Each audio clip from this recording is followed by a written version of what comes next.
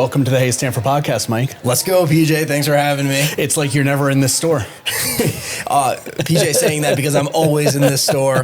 We always joke that I sit back here like it's a barber shop. You know, I was a little nervous for this because you threw on the suit for this podcast. This is a big moment for me. I'm excited. Yeah, dude. We just were talking before this, but I pretty much live in this suit now, and the idea was to retire it after the 50 States project, but because of recent events, I think it's not time to retire it, so I think I just gotta retire it when it feels right. You'll know the moment. Yes. You'll feel it.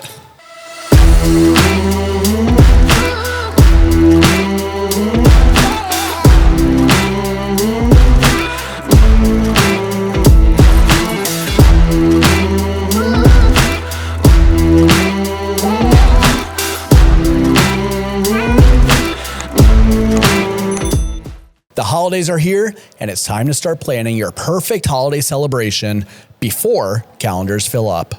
Whether you're organizing a sophisticated corporate event or a festive social gathering, Serafresca at the IC is your go-to destination for unforgettable holiday parties. From elegant ambiance to exceptional service, they'll bring your vision to life. Dates are booking fast, so don't wait. Secure yours today and make this year's holiday celebration one to remember at Serafresca at the IC. Visit serafrescaic.com, mention Hey Stamford, and book your holiday party today. Hey Stamford is your number one resource for all things local. And if you're tuning into this podcast, I'm guessing the city of Stamford holds a special place in your heart.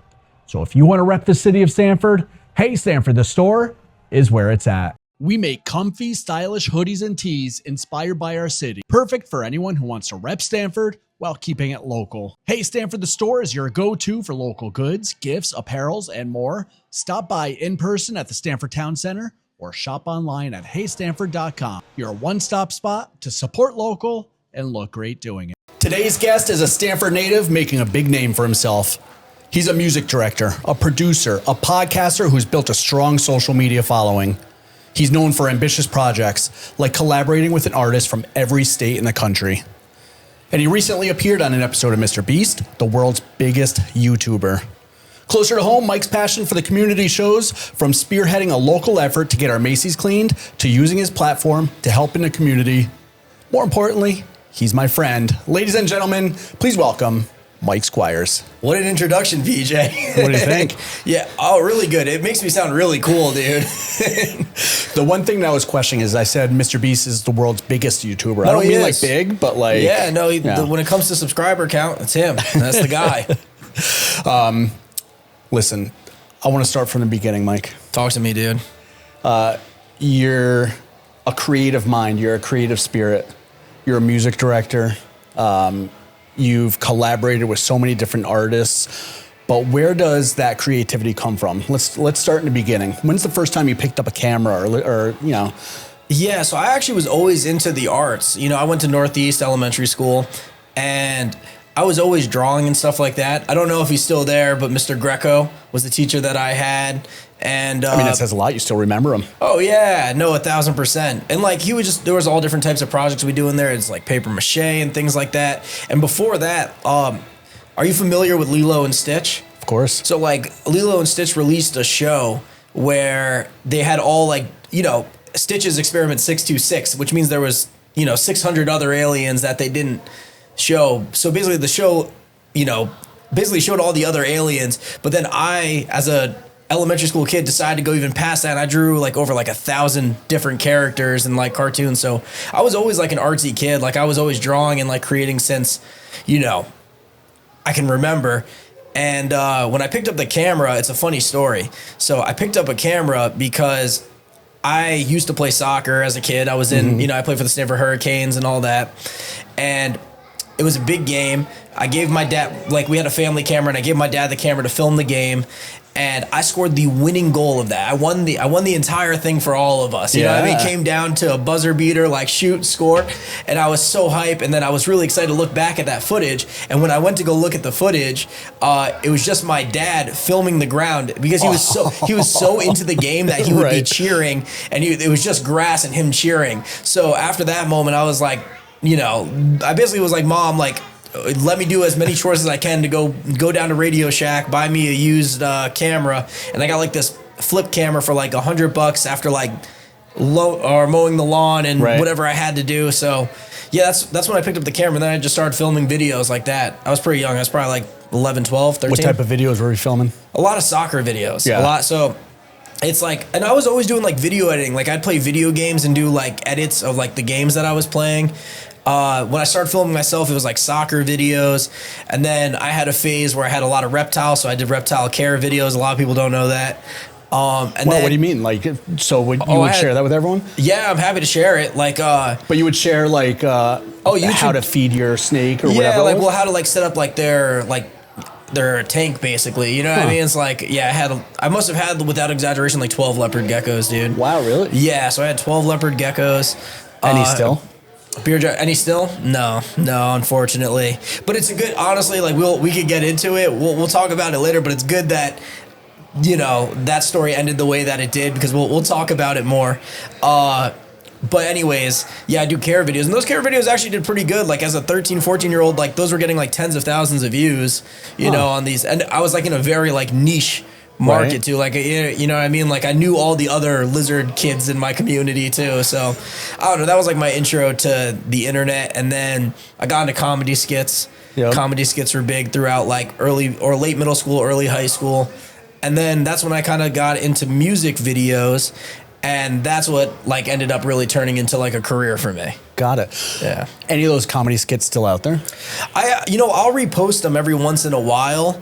No, you can't find them publicly, but I've been looking at them and I'm trying to repurpose. So I've been repurposing them for like new content, because like, you know, it's just cool to see where I started versus, you know, where I'm at now. And, you know, you might have thought those comedy skits were goofy at the time, but like I had to do those comedy skits in order to like become a content creator that I am today, you know? So some of them are rough to get through. Some of them are rough, terrible sense of humor, but like, you know, I'm still grateful for them, and I'm glad, you know, sometimes you just got to learn by doing. I think I could see the one where you guys are here in the mall doing some shenanigans. That's actually a classic, dudes. That was just like a little iPhone video, but if you've ever seen the movie Emperor's New Groove, there's a scene where Pacha and Cusco fall down into I guess like a ravine of sorts, but they're stuck back to back, holding each other up as they're like climbing out of this ravine. But we actually did that in real life. Like that's actually like a possible thing to do, but we just did it in one of the corridors of the mall. And we really did that. We put the video up over this or something, dude. Yeah. So how'd the first music video come about?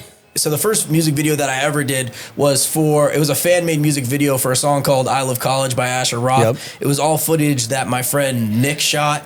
And then I ended up just editing that video, and that technically was my first video. But the first video that I shot was, I'm trying to like go back in my memory. I think it was a remix of Childish Gambino's Freaks and Geeks with a high school homie of mine. And I just had like a camera that I borrowed from either him or the school, and we shot this video. I think I edited the entire video in a Starbucks that day, and then we just released it as is. Really? You know what I mean? So yeah, that was like the first music video, but then, you know, I'd continue on that path and I'd shoot more music videos, and then eventually those would get picked up by like blogs, and, you know, more people would reach out to shoot videos with me, and, you know, the domino effect of it. Basically, every video I put out ended up working out as like an advertisement. Yeah, right. Yeah. Because people would see that, they'd be impressed by it, they'd want to hire you to do that. Exactly. Was there an artist that you really were reaching to work with?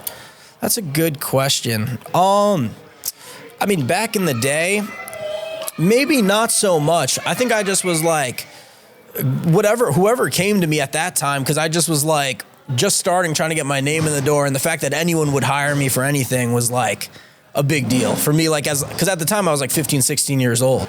I mean, that's really impressive as a high school kid, directing videos, producing videos like that. I mean, that's amazing to do. I knew like what I wanted to do very early on, so that when I went to like college, my heart was a little out of it, because I already knew what I wanted to do, my path. So college was like a weird experience. So I went to NCC.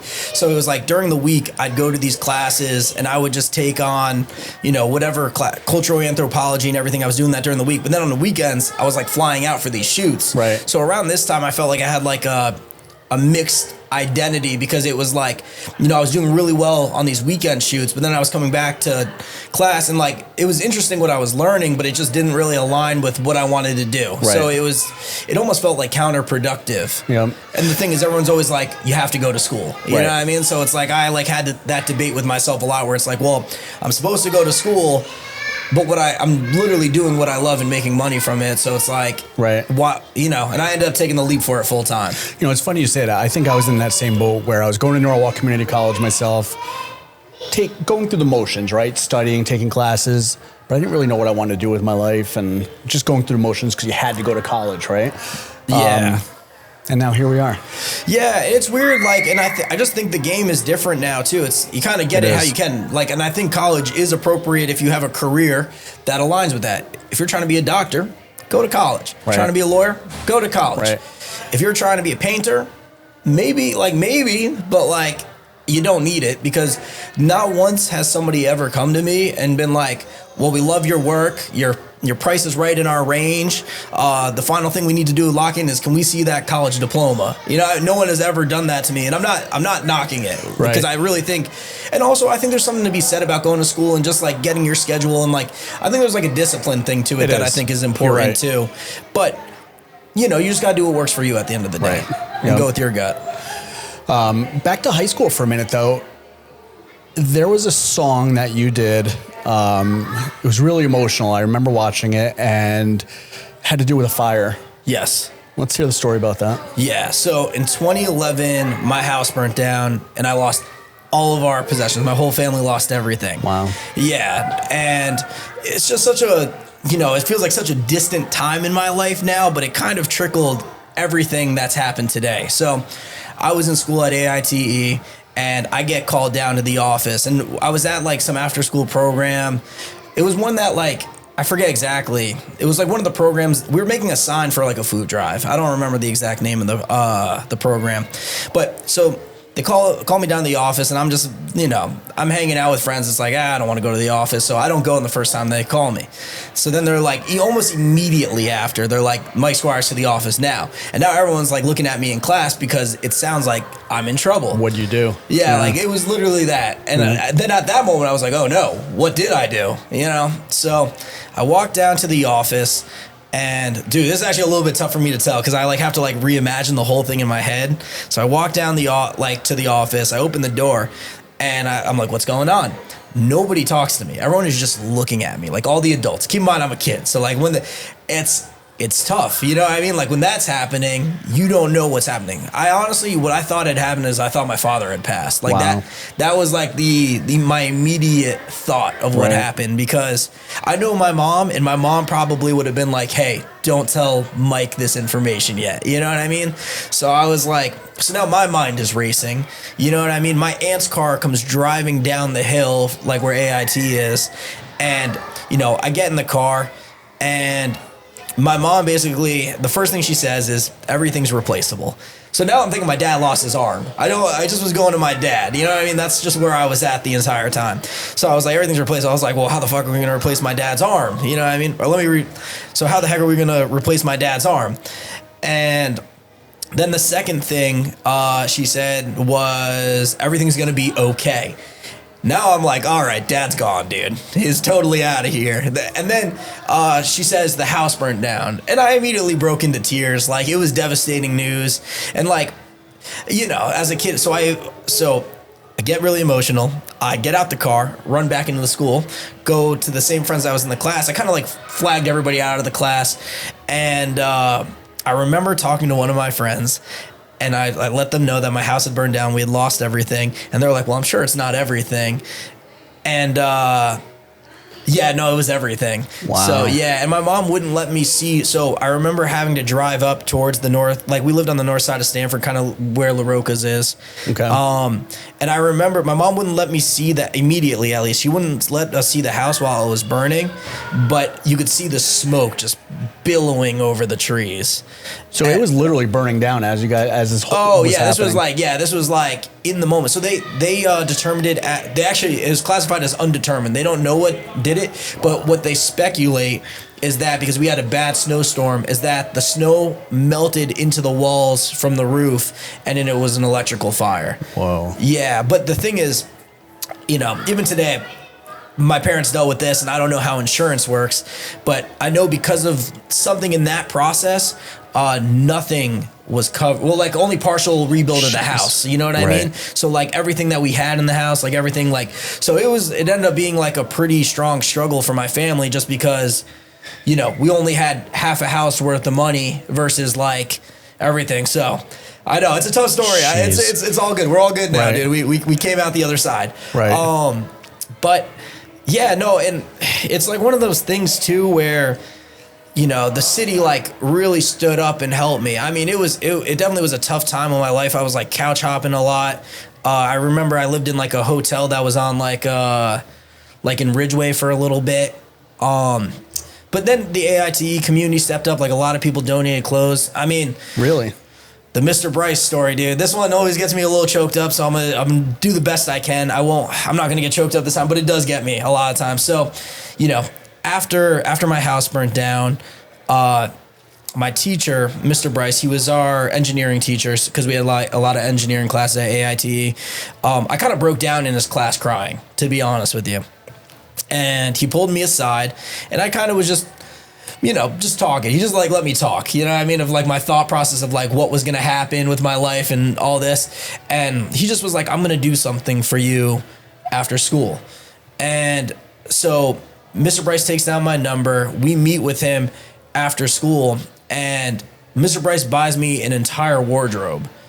Wow. Yeah. And I don't like your teacher, my teacher, Mr. Bryce. Wow. Yeah. And it just like that honestly was like one of the craziest things that has happened to me in my life, because, he just was to be honest, he was really just like a random, like he was my teacher, but it's not like prior to that we had like connected deeply and like, you know what I mean? So I don't know. It just like was one of those things that like showed me that you really can make a difference in someone's life. Cause he like that impact he made just on me was, it's something I think about pretty often. And for years, I actually like, I felt guilty because I was like, how do I pay Mr. Bryce back? You know what I mean?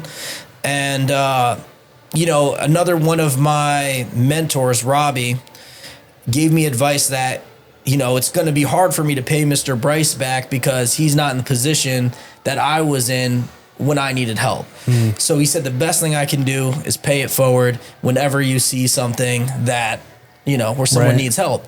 So that's something I've like lived by, so, it's just, it's good. I still want like Mr. Bryce and I definitely should go do something though. You know what I mean? Those words from your mentor speak highly of everything that you've been doing recently. Yeah, it's funny though too, because I think about, and like it's kind of, even as I'm telling you this story, I'm thinking about it because I'm pretty sure the clothes, the wardrobe he got me was from Macy's. You know what I mean? So it's kind of like I just was like, I realized that as I was talking to you, but I don't know. It's just weird how life works sometimes. It really is. And like, yeah, no, I think that like. Listen, Stamford, and there were so many other people outside of that. Like the Red Cross helped us. They're like, I probably can go down. My parents held it down during that time. Right. You know what I mean? My mom and dad, like, I saw them do the impossible during that time. But, it just shows that, like, you can make it out the other side when bad things happen. Right. Do you know if Mr. Bryce is still around? Yeah, he is. I actually... Look in the camera, Mike. Talk to Mr. Bryce for a second. Yeah, Mr. Bryce, I hope everything's great, dude. He used to, it's funny, he used to say, I hope all is well, and that's something that I say to everybody now. You know what I mean? But yeah, Mr. Bryce, we should do something soon. It's really on me. I moved back to Stamford last year. I have no excuses. I should go down, just kick it with him and just hang out for a day. You know what I mean? But yeah, no, Mr. Bryce, Mr. Bryce, what you did for me in high school is something that I will never forget, and I'm just gonna keep aiming to pay it forward. That's great. But we should go do something too. Like, you know what I mean? I pay some of it back. Like, let's go get lunch on me or something, dude. At least. You know what I mean? Take him to the food court upstairs. Yeah. Terra Gaucha, dude. There you go. We gotta take him to Terra Gaucha.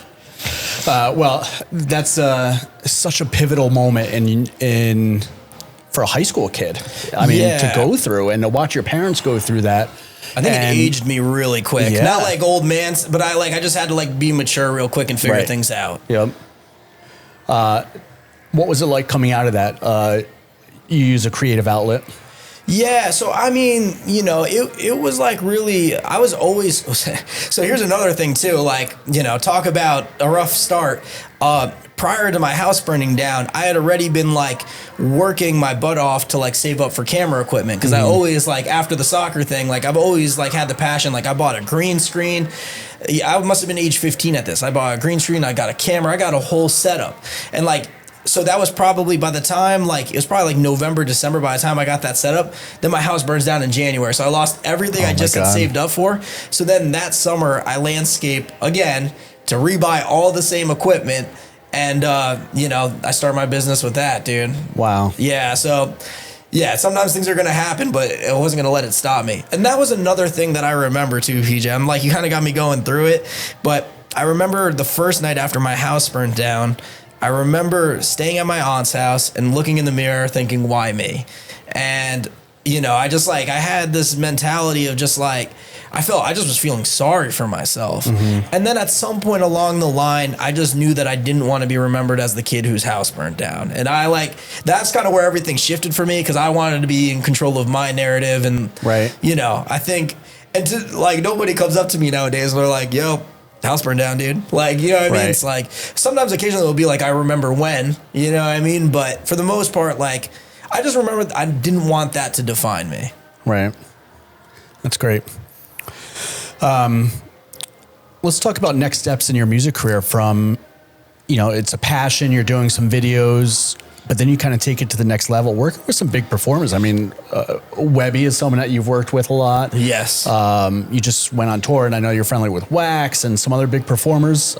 What's that been like to connect with these people and then end up working with them as well? It's crazy because, you know, as a kid coming out of high school, I listened to a lot of these guys before I ended up working with them. So like I started out as fans to a lot of these dudes, like, you know, Webb, who to me, honestly, at this point is like a big brother. You know, I remember being in high school and the whole class was like ready to download his mixtape on DatPiff. None of the kids are going to understand what I was talking. Nobody is going to understand that one sentence, but it's okay. It meant a lot for my pocket and generation. That was everything. But yeah, no, it's been crazy, and it's been like really gradual too. And, you know, I just am grateful that I've been able to kind of like make my way up the ranks very gradually to, you know, to get in front of people that I looked up to and them being like, you know, let's connect and let's work together. Like, I think you'd be a great part of helping me build what I got going on over here. So no, it's been really crazy. And, you know, Webb has always looked out for me. Another artist I toured with heavily was Watsky. Yeah, and I just was on the road with Wax for the last weekend, and I had met those guys like probably like 2014 at Warped Tour in Connecticut. You know what I mean? Wow. But like when I was when I started working with George, it was 2018, so it was like only a couple years later. But you know, when I had met him, I was like still in my eyes like a child. I might have been like 20, you know what I mean? So it's like, but then yeah, being able to tour with them and, you know, consider them like family at this point, you know, because the music industry is so small. Everybody knows everybody. Right. So that's like one thing. And, you know, I've been able to cross paths with some insane people in the industry at this point. You recently just talked about Jelly Roll. Yeah, it's an infamous story at this point. So, you know, superstar country singer Jelly Roll offers me a job. So I was on tour with this artist, Echo, and Jelly Roll invited Echo to do a couple shows. So I was doing photos for Echo, and then, you know what? I was just like, let me do some photos for Jelly and just send them, like, you know. So they get his pictures to him, and basically our tour manager is like, yo, Jelly saw your photos. He wants you to shoot for him tonight. So, you know, we go link with Jelly Roll. We go on his tour bus. He plays us his whole new album at the time, which ended up being the songs that blew him up to a country superstar. Right. And, yeah, so I shot photos. He was stoked on them. And you know, I guess after that tour, a little while later, he DMs me on Instagram. He's like, "What's your number?" Gives me a call, and he's like, "Squires, what's your story?" So I didn't know how to answer that question when he asked that. I just realized that I'm somebody who immediately, and maybe this is something I got to look into, but I'm just somebody who immediately goes to like career facts. Like I go to the car, like I'm not like, oh, like, you know, I like walks on beaches. I had reptiles when I was a kid. Like I never go to those facts. I always go to like, you know, like, just directed a video for blank blank, you know, just did this project, I'm good with special effects. Like those are the kind of facts I go to. Because I always go to the facts where I like think I could provide value to people. Right. Is kind of where I go to. But anyways, so after that conversation, Jelly's like, you know, I'm looking for somebody to come live with me in Nashville full time. Got 6 figures for you. Would you like this job? And 6 figures. 6 figures. Yeah, it was the most money I've ever been offered for anything. And, you know, the immediate, like, you know, when a lot of these things get offered to you, and I think a lot of people just like, you immediately just like kind of want to go to like, yes, like I'll do it. But you really got to sometimes think of like what, you know, what the sacrifice is going to be in that. So it's like, live with you full time in Nashville. Okay. So anything that I have going on right now in my life currently, gone. You know what I mean? It's like no 50 states project. You know what I mean? There's no, you know, I'm in a relationship. It's like, that's going to be a new challenge. You know what I mean? It's like seeing my family. You got to understand, my parents are not going to live forever. So it's like, and that applies to anybody. So it's like, that's time that I'm going to lose with them. You know what I mean? Can you put a dollar amount on some of these things? And my answer was no, you can't. So I turned down the job. And plus I wanted to bet on myself. Like I already had been touring with artists for years at that point where, you know, my heart was a little halfway out of touring already because I just knew that I wanted to do, my next venture had to be like a Mike Squires venture that like, I'd rather, listen, I've said this before and I'll say it again.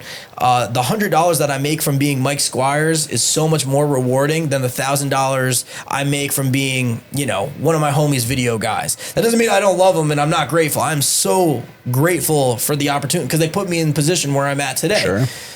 But with that being said, like, you know, I really, really, really wanted to bet on myself.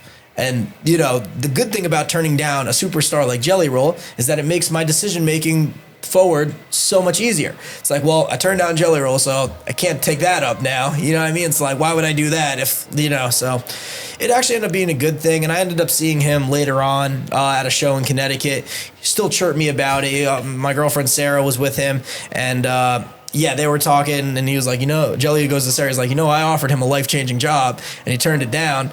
And Sarah's like, no, I know, trust me. And so, yeah, but I don't know, sometimes you just got to bet on yourself, PJ. Clearly no regrets. No, you know, do I think about it every once in a while? Yeah, but it's almost like a fuel to my fire, because, like, I know what could have been. You know what I mean? I know I could have been rocking like the shows with Jelly Roll and Eminem, you know what I mean? American Idol, like everything that he's doing, like the tour with Post Malone he just did. Like I know what could have been, but at the same time, I am very happy with the choice that I made because, you know, if you think about everything that's happened in recent times, you know, more recently at least, I feel better about turning it down. Right. Because there's been a couple of things that have happened in my life that, you know, maybe I do got this. I just got to be patient with myself and keep building and try to figure out and just being the best version of myself that I can be. Such a learning moment. I mean, that it could have went down 2 different roads, and being offered 6 figures at such a young age is, well. There's a world where there's a Mike Squires in a cowboy hat instead of a American flag suit. I'd like to see that actually. We'll bring it. PJ, I have so many ideas that like there is one that is, you know, country related. Well, we'll see. I don't know. Just because I have an idea doesn't mean it's a good one. That's it. Maybe a country or a cowboy hat, American flag kind of deal. Oh, I already have plans. I'm not going to tell you. Listen, part of being a good entertainer, creative is not revealing your tricks up your sleeve too early. There you go. But yeah, no, that's the one thing. Like if you're a creative, one thing I recommend is just having a bunch of ideas of things that you can enact on in any moment because, you know, it's just, you can always have something to do. You know what I mean? Because I think like the things that like, as a creative, you don't want to go stale. But if you always give yourself some weird kind of project to do, you won't go stale. You know what I mean? That's it. Speaking of creative, so I want to talk about your community work. Let's do it, dude. Before we do that, one of the biggest projects you've worked on over the last year that you've been so passionate about is the 50 States project. Oh yeah, what a doozy, dude. That was easily one of the hardest things that I've ever done in my life. And I am so grateful that I got it done because it was like a roller coaster of a project. And I knew what I was taking on. Like I knew the scale of this project. It's so ambitious. It was easily my most ambitious project. And you know, if you've never worked with like other artists, like of trying to get like features and stuff, like getting a couple is already a hard task, you know? So, you know, some artists like with the project, it was easy. Like they were excited. They liked the idea of it and were ready to jump and be a part of it. Others were not, dude. You know what I mean? It was like an uphill battle of me like trying to convince them like, yo, we need you for your state, you know? And all these because you have relationships with a lot of artists, but not necessarily in every one state. From every state, yeah. And like it's just a tricky game too, because like, you know, you want to see certain artists on the project, but then you also have to work with certain artist schedules, you know what I mean? So it's like between, you know, making the song on my end, getting the artist to be a part of it, getting all like the agreement, just all the whole process of making this, like it's challenging because it's like 50 mix and masters, 50 cover arts, 50 artist managements I have to deal with. A lot of them are like independent, so thankfully I got to like deal directly with them, but it's like 50 schedules I have to deal with, you know what I mean? And like I also on my end, I have to do this project in a somewhat timely fashion. I think I ended up clearing the project in 70 weeks, you know what I mean? So 50 songs in 70 weeks. Wow. I'm not mad at that. I'm not mad at that. You know, there's an argument that people would have liked to seen 50 songs in 50 weeks, but if that was the case, we wouldn't have been able to release on July 4th, which I'm very happy with. Right. That's the perfect date to release on. Yeah, had to do it. I'm glad that it worked out. Glad I got it done. Don't think I would do it again, but I guess you never know. 50 states too, I don't know. But that, I want to challenge you to do that. 50 states with all new 50 artists. I think I could do it now that I like, because the thing is, it's like I was treading in new territory, right? You know what I mean? So there's a big learning curve when you're like dealing with things like that. But I think I could do it again a lot faster and better just because I've already done it once. You know what I mean? So I think just the knowledge that I've gained throughout the process. And the biggest lesson that I took away from this, because prior to 50 States Project, I was somebody who was like very particular with like details, like quote unquote a perfectionist, which doesn't even exist. But you know, I had to make sure that perfection didn't get in the way of good enough, because the things that I was obsessing over prior to that are things that the average person wouldn't notice. And at the end of the day, I ended up just holding myself back. You know what I mean? And the fact is, something with like a 50 States Project, when you got it being recorded 50 different ways, like it's just not going to be the perfect project, because ideally you'd record it all in like the same setup and like, you know what I mean? So it's a tricky project to take on. But we did it. We did it. Glad we did it. I'm happy with how everything went. And it's one of those things too where it's like, you know, I'll have forever done this and it stays a part of my catalog. And one thing that I've learned is that like, you just never know the life of these albums. You know, I've had projects I've released in the past that even this week, there's songs I released in like 2018 that are doing well this week out of nowhere. And the key thing to like being an artist, if you want to do that, is just building your catalog, because the truth is like you can promote as much as you can, and it definitely does help when you do, but sometimes you don't really get to determine the life of these songs. They kind of just take, a lot of the time it's the one that you least expect that goes crazy for you. So just gotta take it with a grain of salt. And now it's available on Spotify. You just got CDs. Just got CDs, yeah. Just came in, fresh off the press. Excited to mail those out. I'm very stoked. We spent a lot, and this kind of goes back to the perfection thing, but we spent a lot of time on that packaging. It looks great, though. Yeah, but I really did care about it. And, you know, I think with going back to what I said, like, you know, you don't need to have a perfectionist mindset, but, like, if there are a couple things that make you happy and bring you joy that you really want to spend time on, like, you know, you should just do those things. You know what I mean? Because like certain things that like, there's a balance where it's like, let this slide, but like this one I can't let slide because I really care about how this looks, and you know I just want to put the time into it and make it. I want to be proud of the final product, and if I let certain things slip through the cracks, then it's like, okay, like I'll know it forever, and I'll be like, oh well, you know, we didn't spend the time on making this perfect here, you know what I mean? So I like, if you look carefully, like there's bad print lines or like, you know what I mean? It's again stuff that no one would ever notice, but I think there is an element of like, you just need to care. Right. It's important. All right, let's transition out of the music. Let's talk about Macy's for a minute. Yeah, the thing. So let me preface this by saying that most of the things that I'm talking about, PJ knows ahead of time. Like, he knew about Macy's before Macy's. Like, he was riding along with me the whole 50 states thing. Like, I'm sure we're going to talk about the MrBeast thing. You know what I mean? Like, so PJ is somebody who, like, knows way ahead of time. He knows about the next thing that's happening in September, too. That's not even out yet. You know what I mean? It's like, my lips are sealed. Yeah, but the point I'm trying to say is, like, you know, PJ is actually somebody who I come to very often to bounce ideas off of and for advice, you know? So I want to make sure that you get your flowers too, dude, because yeah, like, I would come to you like I'll tell you, it's been fun to watch just knowing all that, like the behind the scenes stuff, just watching the transitions of Mike Squires and like how things happen has been so impressive to watch. Dude, I love every second of it. You saw me turn to the Macy's guy in real time, dude. Like, what started as like, you know, like for most people, like, why do you even care about it? It's like, it's a dirty building. And, you know, now I can actually say this now. I haven't been able to say this prior to this, but I can say it now, is that, dude, I flew out to the MrBeast shoot, did that. We'll go into the full story of that. But when I flew home, that's when I shot the Macy's video. That's dude. right. Same 24-hour period. So, like, literally it was the craziest moment of my life, too. Because in my head, I already knew what was happening. Right. But then that happened on, like, a public front.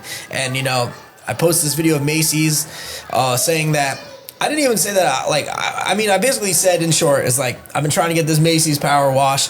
And I had already, the first time I made a post about Macy's was in January. So, like, not like a video. It was like just a hard, like, Facebook. I was like, is there any power washing companies out there to give me a quote about this? And then I'd follow up maybe in, like, March or something and did, like still looking to get this Macy's power wash. Because, like, I'm not trying to hate on anybody, but it was embarrassingly dirty. It was. And I remember when you first mentioned it, and I just kind of blew it off. I was like, it's filthy. It's just the way it is. Yeah, well, I think most people did that too. But, you know, as I, like, you know, not everybody knows that I actually have a studio that's in the Stamford Town Center. Like, why do I walk by Macy's every day? Because my studio is right here. But anyways, so, like, to me, I just had the thought of, like, you know, if I had a guest to my place, which, like, you know, because I have a studio here, it's like so dirty. Like, why would I, like, I just want to be proud of my space. You know what I mean? So that's like kind of, I think it all comes from like a civic pride. And then once I posted that video, seeing the reaction it got, it was one of the most insane things of my entire life. I mean, it was wild. I mean, because everyone drives by it every day and everyone thinks the same exact thing. Yeah, it's just so, you know, the full story. So we get traction on the main video, and at this point, like, I need to find a power washing company. So, like, a bunch of people send me quotes, and I end up getting a quote from Ralph, B3 Power Washing, who ended up getting the job done. I'll talk numbers too, because we've talked about it publicly before. Yep. So he comes in at $19,500. So, you know, I'm talking closely with Dan, and I go to Dan and I'm like, listen, you know, we got Ralph for, well, Dan from the Stamford Town Center. Yes, we should clarify that. People are just not going to know Dan off rip. Let's clarify that. So I'm talking with him about, like, you know, what's getting done. He basically tells me the last time Macy's got it cleaned, it was like $50,000. So, and that's like with the proper chemicals and everything. That's like what it costs to get a job like that done. We did it for the bottom dollar. Like, you know what I mean? We did what, like, a bunch of people that are just trying to get it done could do. You know what I mean? So that's like what it costs. And keep in mind, like, you know, things are expensive, like the lifts, the water, like. So anyways, I go to Dan, and he's like, I'll put in a third of the money, $6,500. And he's like, I bet you we can go to the DSSD and get them to match it. So that's how we come up with the 13 grand. Now, we go to Macy's, and we're like, Macy's, good news, you paid 50 grand last time, it's only 6,500 this time, no big deal, drop in the bucket for you guys. And in short, they're just like, we don't got it. And I'm like, dang it. So I call Ralph up, and I'm like, Ralph, I have 13 grand of your 1950. Like, is there any way that I could provide $6,500 worth of value to you? Like, I was really convincing him that I was like, dude, this thing's got legs though. I was like, the video at the time was at only 500,000 views, that now it's at like 3, the main video. I don't, like, it's crazy. And I was just like, I promise you this will be one of the best promo runs of your life if you just lock in and do it. And he was basically, Ralph said he's like gotten so much work and attention from even just me like getting the ball rolling that he would just do it basically as a favor to me at that point. You know what I mean? Because like, you know, I know someone listening might think 13 grand is a lot, but it's like, okay, we spent $2,000 in water. That takes it down to 1,100. You know, the lifts, a couple thousand there. The cops, because we had to get cops for it. The permits, you know what I mean? Like, by the time it really got done, and keep in mind, Ralph had guys helping him. Like, he has to pay those guys. So it's like, if you really do the math on it, like, Ralph wasn't doing this to get rich. Right. He was doing this as like a civic pride thing. Right. He cared about the building. He's from the community. He's from the community and he cared. You know what I mean? So I think a lot of people should, you know, just because I think sometimes people get it twisted. You know what I mean? So I just think that's like something you should note.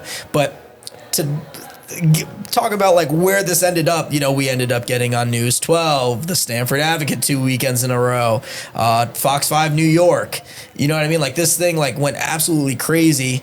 To the point when I actually went down back to MrBeast and I walked in because first time I wasn't invited and we'll talk about that. Second time I was invited, but when I was invited, I walked back in with the suit. Everyone's like Macy's and they're like applauding their hands. It's like, it's just crazy the reach that the Macy's made its way down there. I was in Mystic the other day and somebody just stopped me casually. They're like Macy's. So I was just like, yeah, so very glad I did it. Couldn't have predicted that it would change my, you know, that's a lesson to be learned. I thought the 50 States Project, and in many ways it did. The 50 States Project did change my life in a lot of ways. But I would have never pinpointed that cleaning a building would be the thing that takes it over the top for me, you know? And I think there's a valuable lesson to be learned there. I'm still learning it, so I'll get back to you guys on that. But yeah. It's that community pride that everyone has. And they saw you doing it, I think. And I think that really inspired a lot of people. It was really, I mean, the reaction I got from the public is like so overwhelming. Even to this day, I just like, it made me locally famous. Which I love being out with you. I mean, so many people ask for photos or, oh, the Macy's guy. It's crazy. You know what I mean? And I'm still, and this kind of goes back to like me talking with you because, you know, you've grown a platform and you're used to this kind of love and everything. So it's like, I'm able to like go to you and just be like, yo, PJ, how do I deal with this? You know what I mean? It's like, you never get used to it. Yeah, it's so weird. But, you know, I'm still like navigating it. And I'm just grateful that people have been like very patient with me during this time because it's like, it's a lot for me to like learn. You know what I mean? It's not, I like went from very normal to like not normal very quickly. You know what I mean? Or like my new normal is different now. So the new normal. That's exactly what it is. So I'm trying to navigate it, and I don't know if this lasts forever. I don't know if this is just a moment, but whatever it is, I am grateful for all of it. You're embracing it. Yeah. That's amazing. The whole community showed up for that too. Juice Kings was out there bringing stuff. Columbus Park brought you guys lunch one day. People were honking as they were driving by. The support of the city, like, dude, it really was. It's going to be a memory that I cherish. I'm going to be an old man in a rocking chair trying to explain this to my grandchildren. It's like, you know, I once cleaned a Macy's. You know, it's like, yeah, the whole city was bringing out food. We had smoothies in.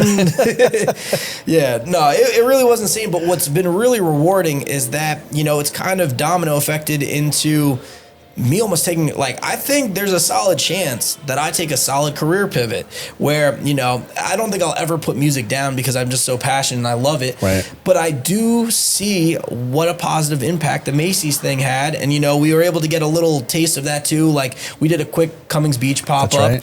And we saw how well received that was. So it's like, I think my purpose might be different than what I thought it was. So that's something that I'm just learning and navigating in real time too, because, you know, it's a lot for me to, I'm not going to put down music, but it's a lot for me to like not make that my main priority. One, because that's how I make a living too. Right. You know what I mean? Right. It's like, that's like, but I've always been someone who's like not money motivated, but I still need to figure out money. You know what I mean? But I'm still need those groceries. Yeah. So that's another misconception. People think I'm mad rich after Macy's. Like, I spent money to like on the videos and stuff that I made and whatnot. Like, I'm like, granted, I got my return out of it for sure. Right. But it's like, no, I just think there's a misconception that like people think I got like rich off of Macy's. And like, there's no money. Money to be had on that Macy's project. That was just out of the kindness of my heart, everybody. So yeah, but no, I get enough support and everything through all my other stuff. Like, great, like, thankfully, you know, I do have a lucrative music career, so I'm able to like live off my streaming royalties, which allows me to do all these other projects. So, you know, thank you. You know what I mean? Like, otherwise it would be, you know what I mean? I don't know if I was in the position I was in, like, I don't know if I'd be able to it's very hard to take on other things when it's like, you got your own stuff to figure out. Right. You know what I mean? So I'm grateful that I have a couple things figured out. You know, you touched on it a little bit, but you and I had an opportunity to work with Parachute Concerts on that Cummings Beach project, which was so well received in the community. People were really excited about that.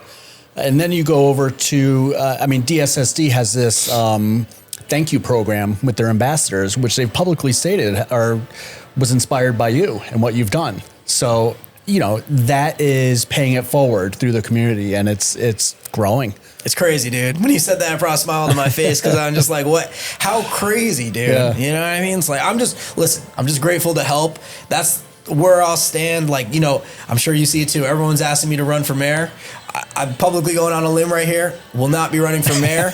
I really just want to help. And sometimes I feel like it's hard for people to grasp, like, well, like, what's in it for Mike? As of right now, nothing. You know what I mean? I just want to help. You know what I mean? But it's because it's needed. Because people are out there and they need help, and they're looking for some assistance and that inspiration. And honestly, it is really rewarding for me. I say nothing, but I mean, like, nothing as far as, like, it's not like I'm like someone's throwing money at me to go get this done. You know what I mean? It's more like it's very rewarding for me, and I would love to figure out making this lucrative. You know what I mean? And like, what does that look like? You know, I've like, especially after this MrBeast thing, you know, I'm really toying with the idea of starting a YouTube channel where I do community projects like this. And then I think there's ways for sponsors to get involved and things like that. And I can see it working out like that.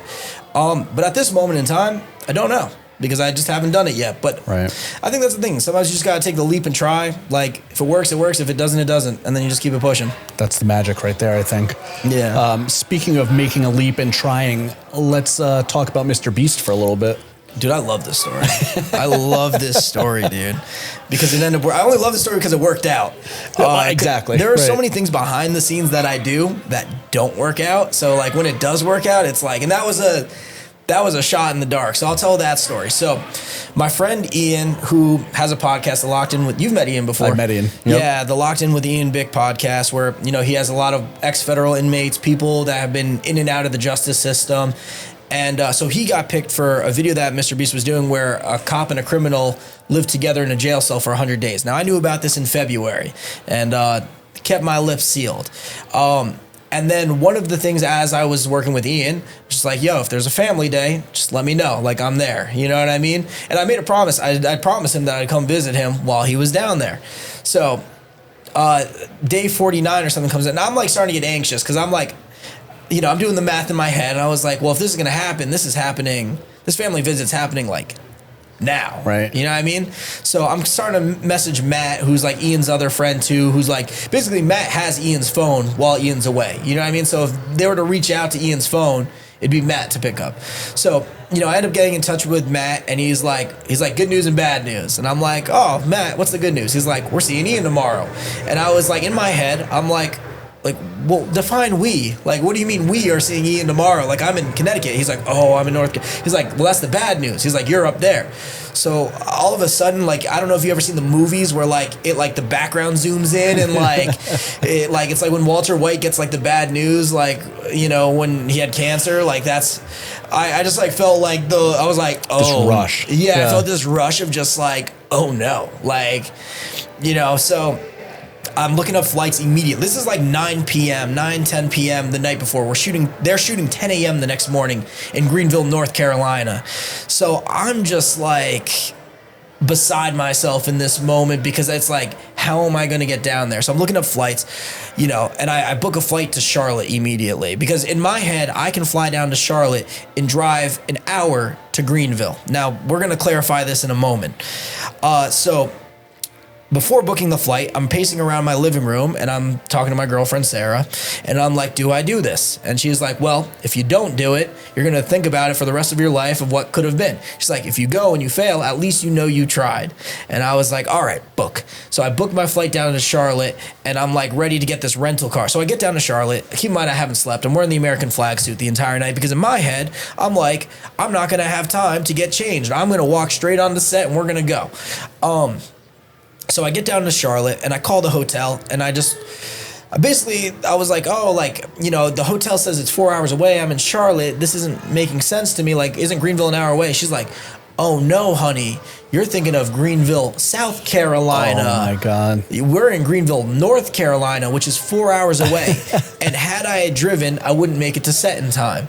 So that immediately put a dude, you have never felt the adrenaline of something like that, dude. I'm telling, like, or maybe you have, but in that moment, that adrenaline, I sprinted through that airport to the information desk, which of course was on the other side. I was like Usain Bolt, dude. I was like GTA running, dude. I have footage of it somewhere. Like, I am panicking. I could barely breathe. I get to the information desk. I tell them my issue. They're like, well, why don't you book it online? Well, it was so close to the flight that I wasn't able to book it online, so I needed them to do it. And they're like, and they honestly did a great job, the information desk people. But when you're in a rush like that, no one's moving as fast as you need them to. You know what I mean? So they're like, oh, there's one seat left on a Greenville flight, North Carolina. It leaves in 15 minutes.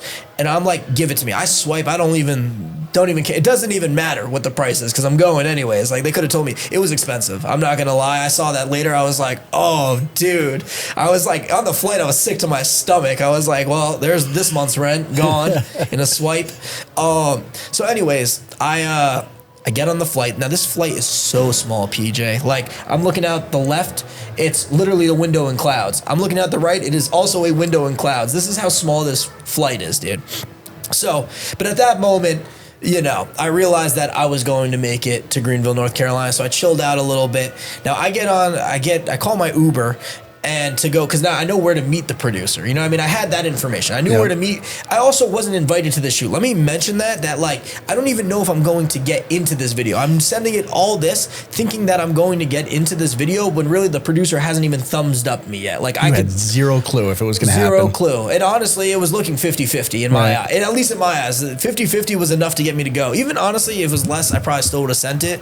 Because my thought process was that if I could get in front of the producer, I would be able to convince him to let me to go. Right. At least that's what I thought. So I get in my Uber, and he's able to snipe why I'm down there immediately because of the American flag suit. He was like, why are you down here? And I let it fly low. I was like, oh, I'm down here for a game show. He's like, MrBeast. And I'm like, I've said too much. And I basically asked him, I was like, what's the percent that you think I see my friend today? And he's like, 5%. Wow. Yeah, he gave me a very low. No faith in the Uber driver. He said it's not happening. And now for nothing, as I go forward, he technically was right. I didn't get to see Ian that day. So he actually was spot on that. But so I get in front of the producer. I'm not going to reveal like where I met with the producer because I feel like that's like, right. You know, giving away the secrets. Yeah, giving away the secrets. So I met with the producer. You know, he gives me a look up and down. He's like, all right, get him. And I like, as I'm stepping into the van, I'm like, I normally don't invite myself to a party, so thank you for this in advance. And he's just like, all right. You know, and so now I ended up getting to talk with him a lot, and like, you know, it's cool. Like, it's really cool seeing the whole production team down there too, because it's like very normal people. Right. You know what I mean? It's like, they're just like people like you and me, like, you know what I mean? Like, I envisioned a secret service kind of operation going on into this. See, I pictured like very outrageous people. Yeah, no. Because of all the shenanigans they do. I think very cool, calm, and collected. Yeah. Very like normal. Like, there are a lot of people that come from like a television background that I learned. Like, they just like were in TV prior to this, and you know, TV is dying as a whole, so they're moving into like more YouTube, which is on the rise. So, now, no questions from the producers about the American flag I do. Yeah, they do actually ask me. So when I get there and like I'm on, like at this point I think I'm like mic'd up and they got me ready to go, which we need to talk about because they didn't use any of my talking parts. But I can tell you what was said. But anyway, so one of the producers like, I gotta ask, what's the deal with the American flag suit? And then I was like, oh, I did a song with an artist from each of the 50 states. And then when I said that, everyone was like, oh, that's sick. You know what I mean? So yeah, it made sense. Actually, at that time, I was doing it. Like I wasn't. I hadn't been done with the project right around then. Because I made a promise to myself that I would be done with 50 states behind the scenes by the time Ian got out of the challenge. So he was like kind of my timer for that too. Yep. And I needed to have it done on that date in order to hit my July 4th deadline, which I didn't hit that date actually. I submitted my project a little late, but at that point, I just was like, just take it, take it. You know what I mean? But yeah, so I get down there, they mic us up, And we end up waiting for a long time. I've heard this before where it's like it's a lot of like show up and wait when you're on like these kind of like productions. And so we ended up waiting for, I don't even remember. Keep in mind, I'm still on no sleep. I'm just like off the pure fumes of adrenaline. And a jail bus like pulls up. So it's me, Ian's dad, and my friend Matt there. And then on Lenny's family, it is Lenny's wife and his 3 small children. So this plays an important role later because as we were going to this location, the producer was like, you might not see Ian today. He like kept emphasizing this. Like, he's like, I don't want you to feel like you came down here for nothing, but you might not like, and he keeps saying it. So I'm like, it's like, are we not gonna see Ian today? Cause like he's putting this thought in my head. So, so we pull up and we're sitting in front of the prison in this prison bus. And which MrBeast built, by the way. He built this entire prison. The whole set. Yeah, I think the prison itself cost him $4.5 million. I was asking a lot of questions. It's great, and I'm sure the production, everything else was so much more than that. It was the most insane. Let me also preface this. Pulling up to MrBeast compound was one of the most insane things that I've ever seen. So as we're pulling up, they're in the distance. You see elephants, and they have paintbrushes in their hands, and they're like painting on these canvases. So I'm like Willy Wonka. Oh, it was very Willy Wonka. There's like this huge gym that he built for another dude was doing a challenge where he was locked in for a year and he had to lose 100 pounds. He did it a lot quicker than a year, but like the gym that it was one of the most insane gyms that you have ever seen. And then also there was the prison that Ian was in. Seeing that for the first time was like, oh, whoa, like this is where Ian's been. Like, it's crazy. You see like the gym dude living in luxury. He's got a whole like grocery, like everything, like an Xbox, access to his phone. Ian's got like a steel bed and concrete. But anyways, so the bus pulls up and we're just waiting. And then MrBeast's crew, like he has like a posse that he rolls with, and Trevor Wallace, who's a comedian, get on the bus. So like I'm sitting right behind the driver's seat and I'm watching them like walk by me, and I'm like, okay, this is weird because I never get starstruck, and I wasn't even starstruck in this moment. But it's sometimes when you see someone on the internet so much, it's sometimes like weird seeing them in real life. So anyways, so they get on the bus and I'm turning, looking back, and then all I hear out of my left ear is like, how's everybody doing? So my head turns, it's MrBeast sitting right in front of me, and it's like his profile. It's a weird angle to see somebody for the first time, like their profile, like, cause he's like looking from like the driver's seat, like side-eyeing me like this. So I was like, and how's everybody doing? It's like, we're doing good. He drives, he does like his intro for a lot of this stuff didn't make the video too. Like that's another thing too, where it's like he drove the bus up to the prison, which was so sick. I was like, oh, that's such a cool shot. You know what I mean? I was like, damn, didn't make the video. So then after he does that shot, he walks in the prison, which those shots made the video, where you see him telling Lenny, who was the cop in the video, and Ian, that only one of them were going to see their family because previously Ian had stolen some books out of a library. And, in that moment that I found out, so then MrBeast comes out and relays that information to us. And in that moment, I'm like, so you're telling me that they have to choose between Lenny's wife and 3 small children, or Ian's dad and his 2 stinky friends? You know what I mean? It's like, the second he said that, I was like, oh, it's cooked. It's cooked. We're not seeing Ian today. So, and that's another thing too. People like think these videos are like, they hold, what you see is what you get. Like, there wasn't like they stopped rolling and we get to see Ian. No, we did not see Ian that day. You know what I mean? Like, the idea, we just knew where he was at now at that point. And it's weird being so close to somebody and like, you know what I mean? Like, he just threw a couple layers of concrete. Our friend was just, but what we found out is while he was in, while the other family was visiting, Ian had to stay in solitary the entire time, which was absolutely terrible. So like it actually was kind of like salt on the wound too. But yeah, and then could he see you guys out the windows? Like because no he was windows. in solitary. Yeah, no. Well, there were windows, but they were like so high up that like ceiling windows. You wouldn't be able to see out of them. But anyways, so some of the conversation, like I ended up getting to talk with MrBeast too during this video, and a lot of people, none of that made the video. I thought it was being hilarious. Apparently not funny enough, dude. So MrBeast gets on the bus, and he looks at all of us, and he specifically looks at me, and he's like, well, what's been worse, this or actual jail? And I was like, honestly, Mr. Beast, this has been worse than actual jail. And he's like, wait, why? And I was like, well, in actual jail, Ian had a phone and he was able to FaceTime me. And he was like, how do Ian get a phone in jail? And I was like, don't ask a question you don't want the answer to, Mr. Beast. And then a comedian yelled something very inappropriate in the background. And if your imagination if you have the imagination, you know where that phone was. You know what I mean? We don't need to go any further. So anyways, that was the honest truth. And then we were able to talk, and he goes to us, he's like, who do you think they chose?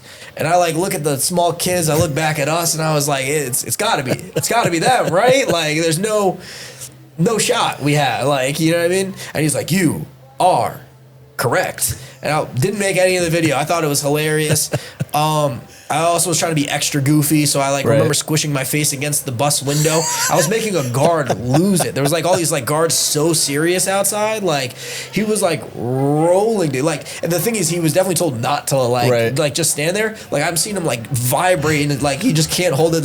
He like every time he looks up, he like looks away from me too. So no, I remember being like super funny. So I wasn't invited the first time. The second time I wasn't. So time goes by, we leave. I actually didn't expect to get invited back. I was like ready to book my flight back. You know what I mean? Because I was just like, all right, I'm already in this deep. Might as well just do it. But thankfully, MrBeast producers, they reached back out and they're like, we're going to fly you back down for the ending. So really the happiest ending that you could ask for. So I go back down for the ending. Basically, it's like this huge, it's the shot that you see on the end now, like where it's like the confetti blow, Ian comes out on the cart and everything. But in that scene, MrBeast puts his arm around me. This is something that didn't make the video either. Puts his arm around me and Ian's dad. He's like, I'm here with Ian's dad and Ian's brother. And I do like adult. I wish it made the video. I understand why it didn't. But dude, little fact checking there. Yeah, no, but it was funny. But you know what's funny? Like Ian's brother was supposed to go down, so that's like why. That's why I assume why he would think that. You know what I mean? So, but no, it was good. Was Ian surprised to see you?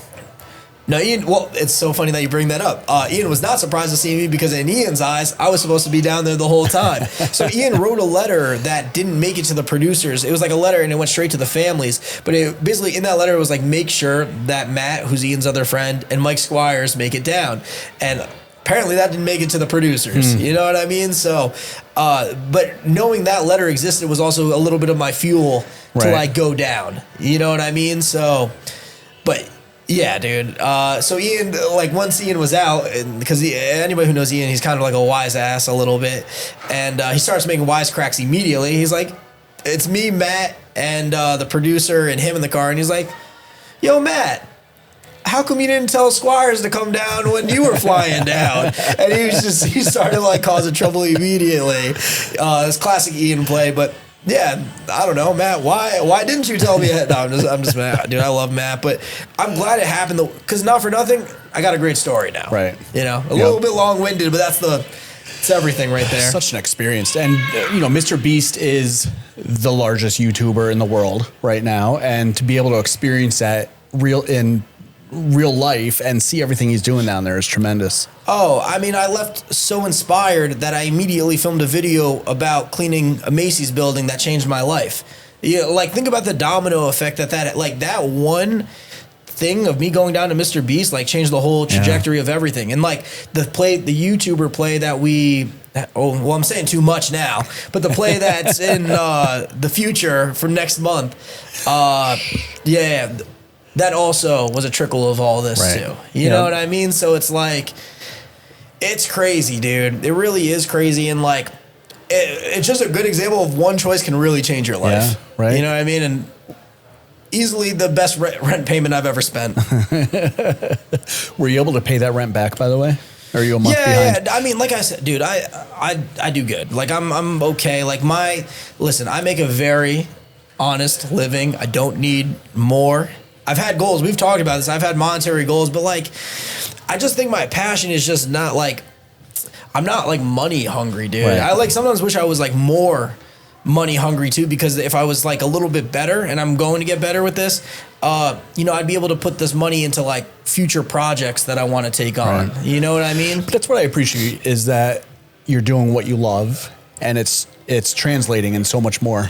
Yeah, and I'm really great. I said this, I think I had either this conversation with my mom or dad recently, but like, I'm really grateful that I blew up, quote unquote, for like the Macy's thing, because it honestly speaks true to me. Like, I really do care about the community, and it's something that like I posted that video when I had nobody caring. You know what I mean? Like, so it just speaks true to me. I'm just very grateful I didn't blow up or like get popular off of something that was dumb. You know, it wasn't like a dumb little skit or something, or like a prank that I pulled that like, you know what I mean? Like, I just literally just got popular off of doing what was true to me. So I'm like, couldn't be more grateful for that. So what is next for Mike Squires? I think I really got to figure out this YouTube channel. I think that's like, I mean, I just was in a video with the biggest YouTuber alive. You know, there are other YouTube opportunities that have presented themselves to me.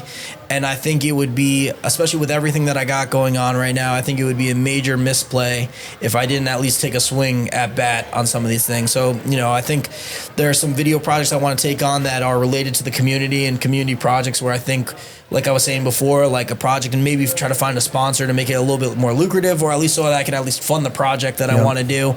And out of it, they get the publicity and promo.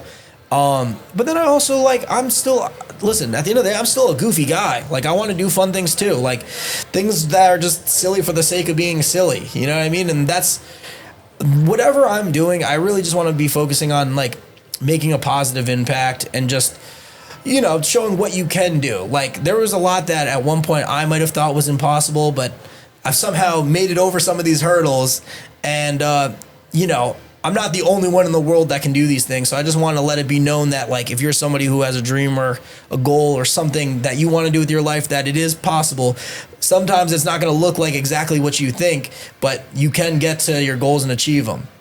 You know, and I think being open-minded too. Like, sometimes it's a Macy's building that changes it all for you, and you thought it was something else, but it's okay. You just got to roll with the punches and just be grateful and happy for what everything is.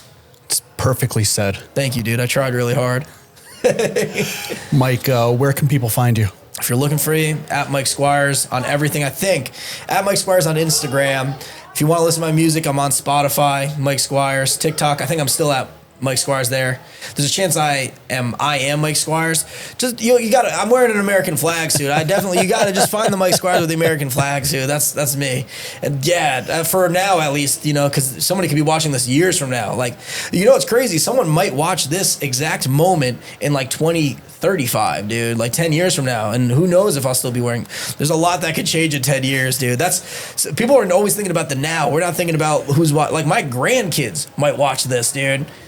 My grandfather was one wearing an American flag suit. Yeah, yeah. Not to go too far away on the end there. I like had everybody the entire time, and then I just lose them in the last. Like, what the heck is this kid doing? No, but the point is, yeah. Like, I don't know. Just find me, I guess. I don't know. Listen, it's been inspiring to watch everything you've doing. Man, let me say that again. Yeah. It's been inspiring to watch everything you've been doing. Thank you.